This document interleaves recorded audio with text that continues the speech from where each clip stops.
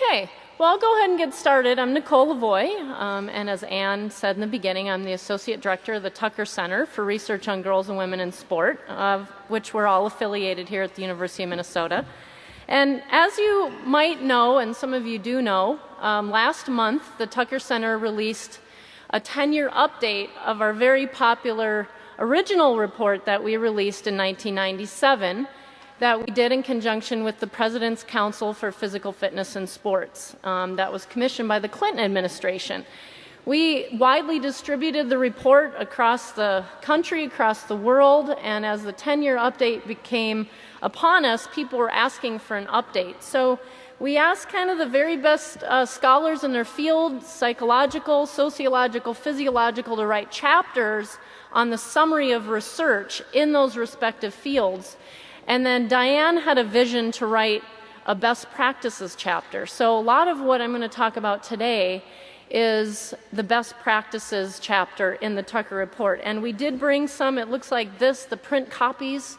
We have them available for those who want a copy when we're finished. And if you don't get a print copy, you can download a free copy online. And for colleagues and friends and students who may not be here, they can go to our website and you'll see a little icon of the cover and they can download a free copy of the report in PDF. There's also an executive summary and some other materials there for you to look at. So my job here today is to give you a snapshot of what is in Chapter 5, because there is a lot of information in Chapter 5. We can't possibly get to all of it.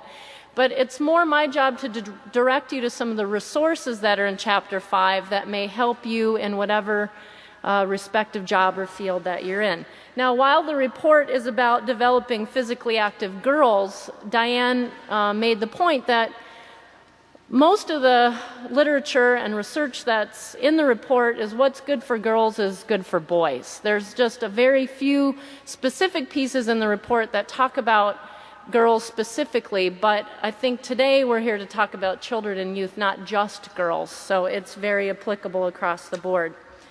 So before we move on to the best practices and programs, I think it's important, as Diane started with kind of a big picture and then funneling down to some strategies about what we can specifically do. For my own thinking, as I was helping write the report, and one of our goals here today is to create a dialogue across disciplines, across multiple stakeholders, whether you're a practitioner, a funder, a teacher, a coach, a parent, a community leader, whether you're in the youth development or in physical activity or a little bit of both. It struck me when we were writing the report, and Diane and I talked a lot about this, is that there's different lenses that we bring to this topic. So one of the lenses up here that we can look at is that sport or physical activity, as we like to think of it more broadly conceived, and youth development are separate entities. So physical activity is in and of itself. It's fun, you stay fit, you get to compete, you meet friends, and youth development is separate. So there's another philosophy then where the two merge, so that youth development might happen within physical activity, but that physical activity is secondary because youth development occurs in a wide variety of contexts, schools, communities, clubs, and physical activity is just one of those ways that we see this. And so it's really interesting when we talk to our youth development colleagues in terms of, oh, you're in sports psychology. Well, what do you do? Well, most of my work focuses on training adults to create a positive and caring climate for kids so that they can reap the developmental benefits that we know they can accrue and the health benefits that they can accrue through participation.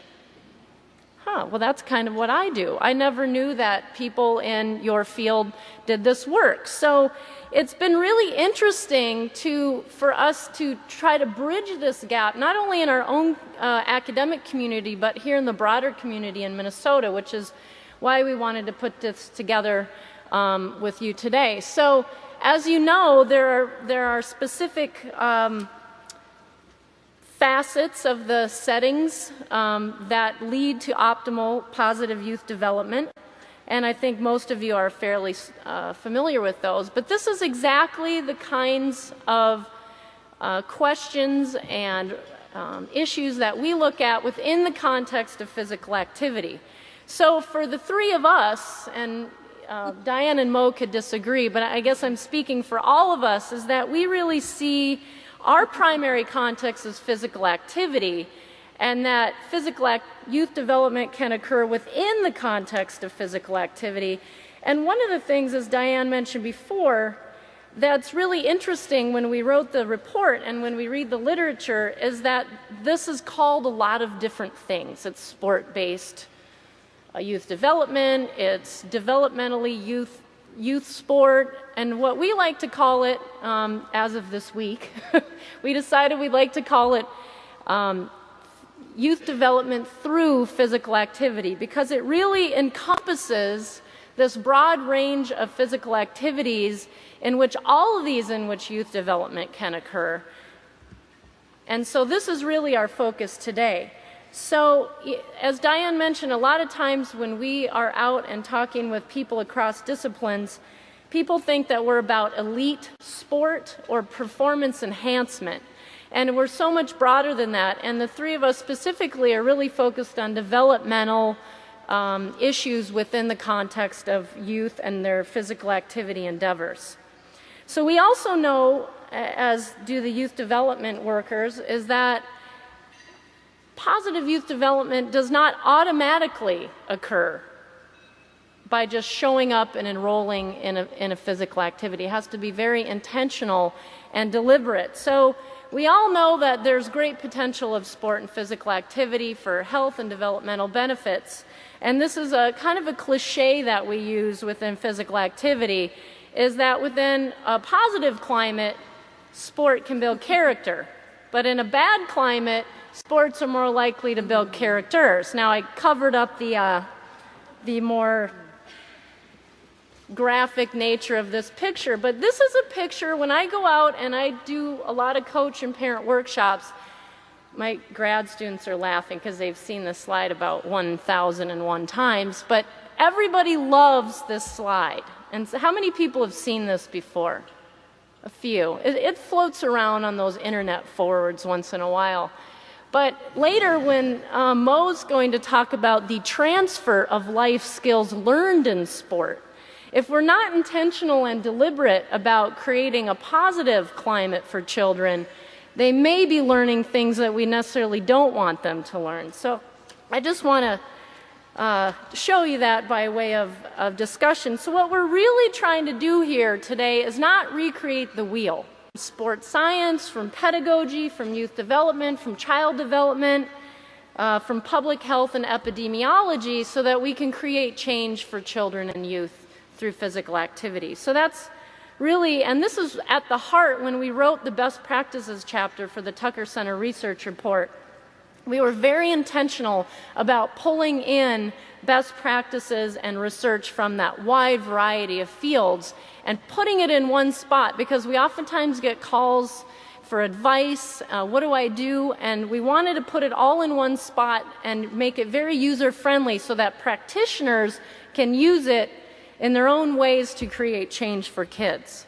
So this is the model that Diane showed you earlier with slightly different colors, but I just wanted to put it up there as a review. And so what her major point was is that what we're trying to argue is that let's not forget about that left-hand box, the physical assets in terms of health, skill, and activities, because that's really what we bring to the table in terms of positive youth development, perhaps in a unique way. So what I'd like to focus your attention on now is a handout that is on the table. It's the black and white version, but I'll get to it in a second. But we really tried to build a multidisciplinary model of best practices from across the fields. Now, one of my purposes today is to direct you to other resources that are in the report that you may not be aware of. So there are a lot of governing bodies and private foundations and governmental agencies that have done a lot of work in terms of specifying the physical activity guidelines for children, youth, infants, and toddlers. If there's somebody needs some more copies, I'm sure there's some extras on the, so if you need a copy, just raise your hand and we'll work collectively to pass them around. So these are just some places that you can look in terms of physical activity that might be helpful in terms of how do you structure, how do you create play and physical activity in your context that you got to do just about 5 minutes ago. And what we're going to do is a lot of times people don't realize how when we get up off our chairs that our heart rates automatically increase. So what we're going to do is this will lead us up to an activity here, another activity in a minute. So how many people know how to take their heart rate? Okay, some do, some don't. So what I'm going to ask you to do is find your carotid artery, that big one in your neck, on either side of your esophagus or Adam's apple, and use your 2 fingers because your thumb has its own pulse, so don't do it like that. And if you got the beat, I'm going to give you 6 seconds, and I want you to count when I say go, starting with 0. Don't start with 1. We're going to do it twice just so you kind of get an average. And on your mark, get set, count.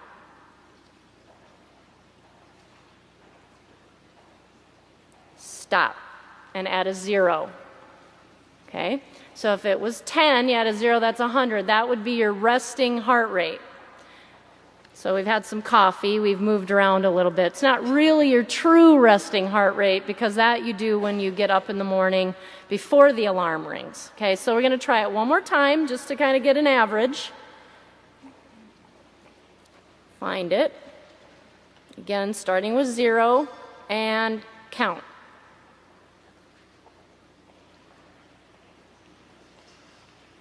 Stop. Okay? Now, that would be your resting heart rate. Now, to find a rate with moderate to vigorous activity, you would take that number that you have and multiply it by 0.7, 70%. And that would be your range that you need to be in to accrue health benefits. And there's a range. And Diane talked about other physical activity best practices, 3 to 5 days a week, mix and weight bearing, which means jumping. They found that kids who jump 3 minutes a day accrue bone health, and it helps prevent osteoporosis later in life. So if we're not going to bounce for 3 minutes, so that's not your activity. But if you want to build healthy and strong bones, jumping up and down is a weight-bearing and very simple and equipment-free activity. Just make sure you have shoes that don't look like this. Okay. So what we're going to do here, and here's a heart rate chart. So find your age in the white column. You have your roughly a resting heart rate.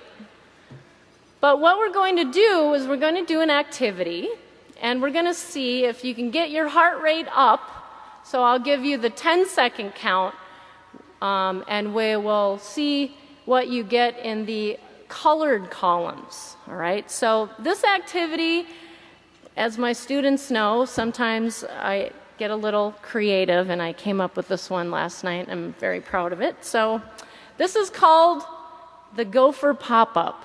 Okay, so you know how gophers, they pop up out of their holes? Okay, we're going to do that off your chair. All right, so I'm going to play the Minnesota Rouser, okay, because I love the Rouser. And, we're here in Minnesota. We're in the Alumni Building. It's a beautiful building. All right, so when I start the Rouser, what you're going to do, can I borrow your chair, Diane? Is you're going to pop up out of your chair, okay? So just at your own pace, however many times you want, and then we're going to do that for 30 seconds, and we're going to take your heart rate, all right? So if you feel like you need to just do one to practice before we start, go ahead. All right, there we go. Good modeling, Ann. Okay, so hopefully this will work. Here we go with the Rouser. Okay.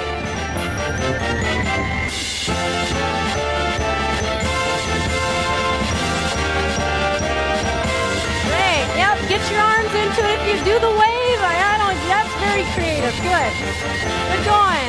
All right, clap. That's good. Okay, 10 more seconds. Keep it going.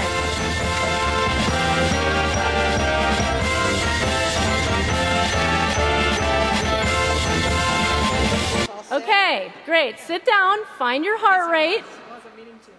And when I say go, start at 0 and count.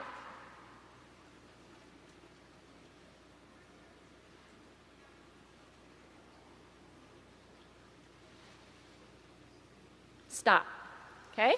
Now, I will go back to our chart here and see how we did. All right? So, 30 seconds worth of Go for Pop-Up should have got your heart rate hopefully over the red. Okay? And some of you were adding the arms, so that gets it going even more. And I think I might have saw a few people jump up. So you're doing weight bearing as well. That was very, very clever. Okay? So now you got the picture. Now we're going to add an element. We're going to play a little game. We like games, all right? So this is a little bit like musical chairs. This is Go for Pop-Up extravaganza, all right? Oh, yeah. Now, I'm going to play the rouser again. And if you are in the air, if you're not on your chair when I stop the music, you're out. Okay? So if you're sitting down when the music stops, now you have to keep up and down. We're practicing life skills here, so this is honor code. Up and down. If you're off your chair when the music starts, you're out. Okay? When it stops. When I stop the music, if you're not sitting on your chair, so it's like musical chairs, but it's the opposite. All right?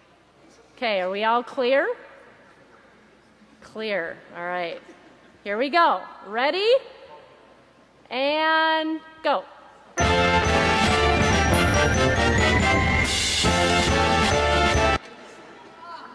Oh, okay. Now, those of you who are out, you get to just stay standing, because when we stand, it's better than sitting, all right? So those of you who are still in, here we go. Go.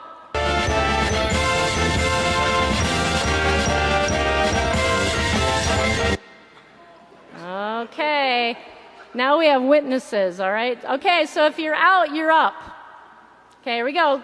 Go. Yeah, speed it up now a little fast. Come on. Oh, it's getting down there.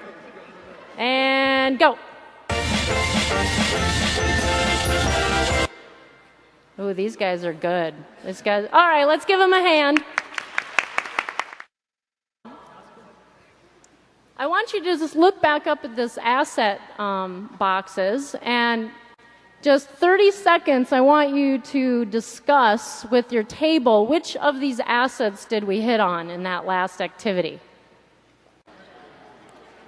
Okay, now some of you might be thinking, ooh, how could I modify that to my context? That's what I want you to think about. So one of the points today here is that you can make physical activity in whatever space you're in fun and enjoyable, get a little exercise, get the heart rate going, laugh a little bit, increase your cognitive functioning. So we hit a lot of these assets up here very quickly. So I'm going to transition now to talking about the model that I referred to that's on the table, but in the center of the model is kind of our optimal circle. So you'll notice that we have girls placed right in the center. And so what my job today here is to walk you through this model and know that there is much more support and resources and research in the report that you can refer to. But one of the things in terms of optimal opportunities would map onto the positive youth development in terms of psychologically and physical safety, gender equity, and culturally relevant opportunities. So that would be some examples of optimal opportunities. Optimal climates, Diane spent some time talking about the mastery climate in terms of, self-referenced improvement, cooperation, fun and enjoyment, mistakes aren't punished. The optimal climate can also be sense of belonging, feeling cared about, and autonomy supportive. For optimal challenges, it would be developmentally appropriate skills and structure and helping kids increase their competence, because kids like to do things that they're good at. And in terms of minimizing barriers, I think we're all well aware that there are quite a few barriers that limit children's participation to physical activity, from fees to transportation to access to facilities. And it's really interesting because one of the projects that we're doing right now at the Tucker Center is one of my grad students, Chelsea, raise your hand, I'm going to embarrass her right here, is talking to East African girls, first generation East African girls, and talking to them about some of what they like to do in terms of physical activities. And over again they come up that they love to swim, but they don't have access to swim. So this is a really interesting model in terms of thinking about this population of underserved girls in terms of what they like, but they don't have the resources and facilities and access to do the things that they like.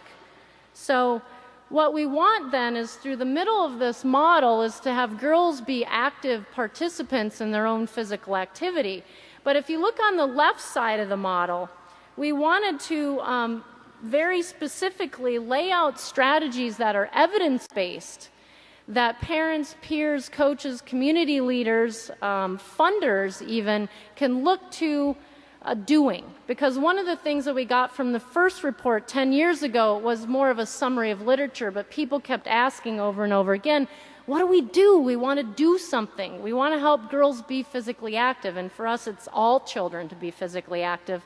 And how many of you got to attend some of Karen Pittman's sessions when she was in town a couple months ago? Well, she had a really great model up there that had cogs, and when Diane and I saw that, we thought, ooh, that's good. And we had already finished our model, but we thought if we saw these in interlocking pieces, each piece alone, we can only control what we can control. And that's one of the things from the report. People say, well, I'm a parent. I'm not a community leader, but what can I do? And so we wanted to highlight some things that you can individually do, but also work collectively. So a lot of the things that in this model come from the Search Institute, the Out of School Time, the Minnesota Commission of Out of School Time that I know Anne's been a part of, and a lot of our colleagues in other fields that I mentioned before.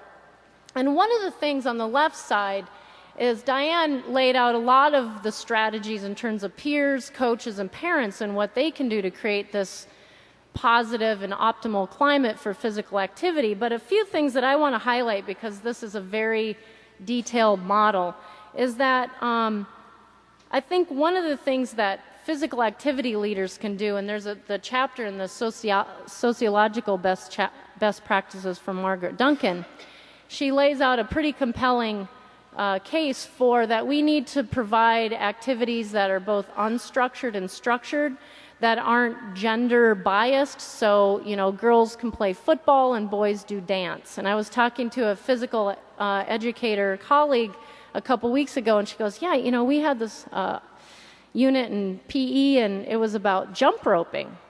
And we never told the boys, that jump roping is for girls. And so they loved it. And in fact, they loved it equally as girls. So it's usually the adults that put these bias in terms of activities onto children. We also want to make sure that we're offering equal programming and equal funding for girls and boys activities, and offer things that kids like to do. So I think in terms of policy changes and recommendations, two things that I think would make a really big impact on the lives of kids in physical activity. One is that we had a nationalized and standardized coach education training program. So for everybody that works in youth sport or physical activity context with youth, they should be licensed and are certified. Currently that is not the case, and you don't have to read too far in the media to find some awful stories about things that happen in physical activity context because the adults are not trained.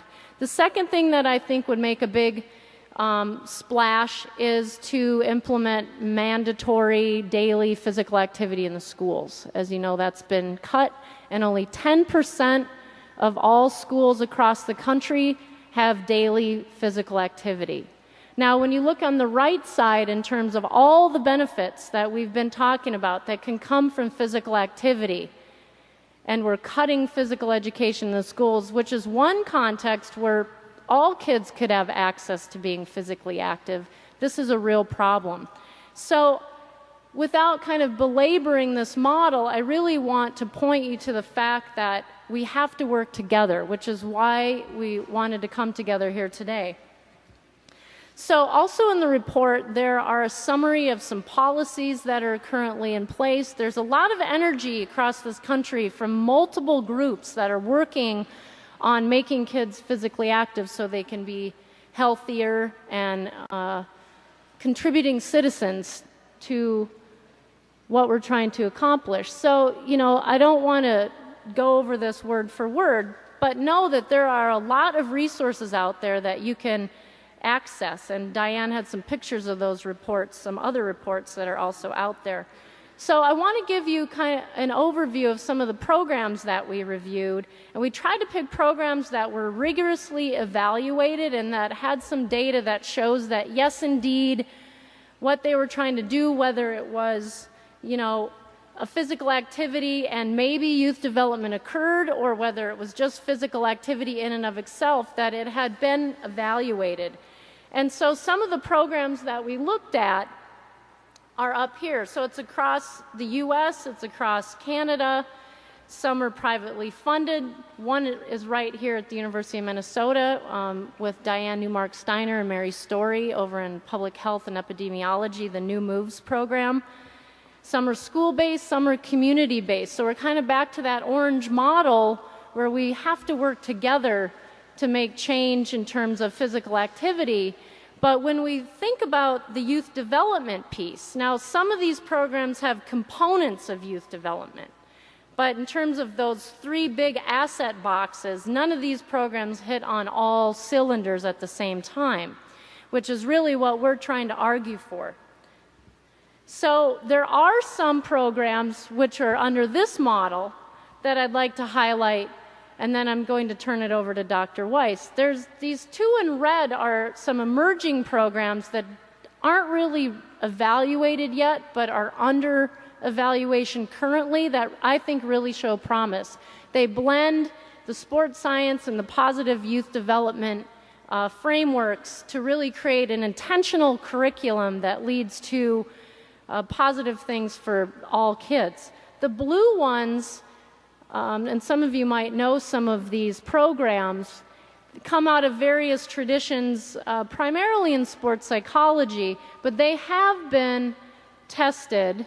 But one of the ones that holds real promise, and we're very lucky to have here now, as of last fall, is one of the most exemplary programs that blends positive youth development and physical activity as the first T program. So I'm going to turn it over to Dr. Weiss because she is, as Ann mentioned, right in the midst of a 4-year longitudinal study, and she's going to share some of the findings with you of her study. So thank you very much.